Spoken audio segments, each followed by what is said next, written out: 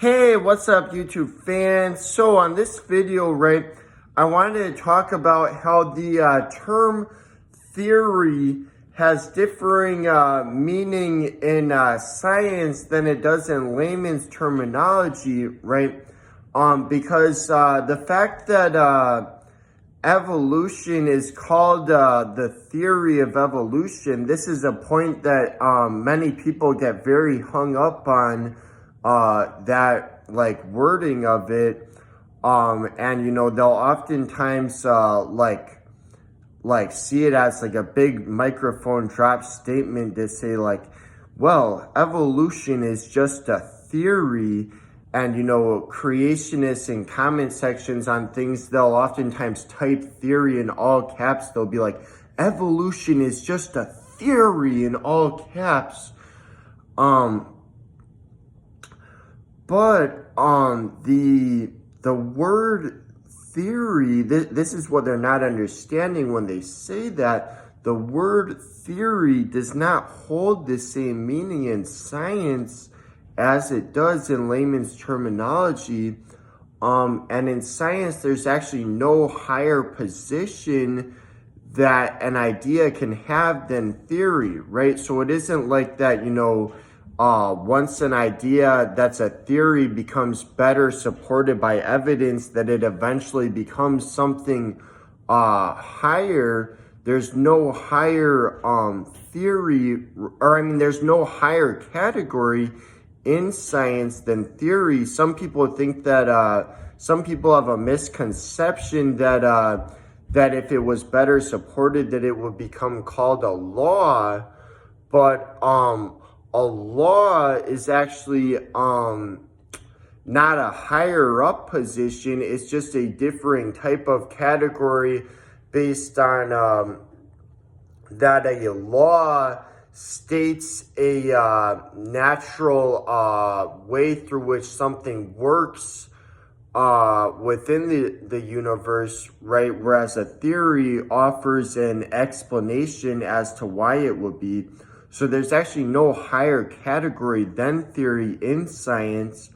And a lot of people, when you tell them this, they'll think you're just saying this, and they'll be like, oh yeah, right. Well, so I have here from the National Library of Medicine a paper titled Evolution and Science, and I'll link it in the description. I'll read you what they said about the term theory, what it means in science.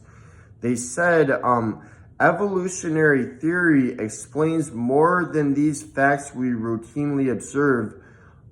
This makes it a theory, but is it just a theory?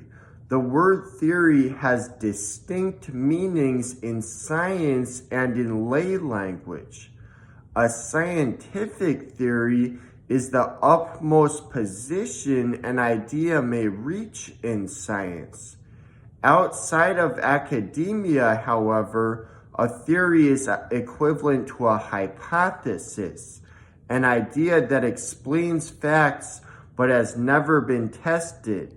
This occurs because there seems to be no need for a distinction between hypothesis and theory outside the scope of science. In science, however, this distinction is fundamental. An idea remains a hypothesis if it has never been confronted with new, independently collected scientific data that would serve as a test for its predictions.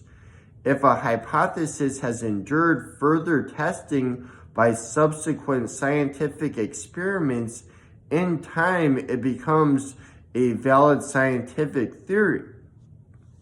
So hopefully you guys can now understand, for evolution to be a theory,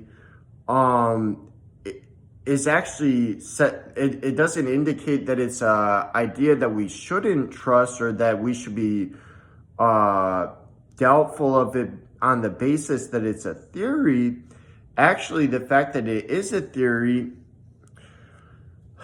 indicates that it's undergone and withstood scientific experiments. Theory is the utmost position within science, you know, some creationists, they'll say like, oh, you know, after 150 years since Darwin first thought of the theory of evolution, it's still just a theory.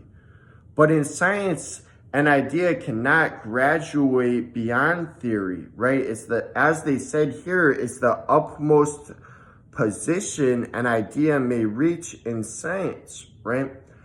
And so the fact that evolution has remained a theory after 150 years shows that after all this time, it's what withstood all of the further scientific testing, right?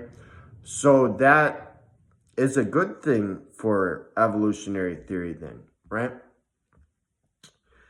And so, all right, that's all for now. See you guys.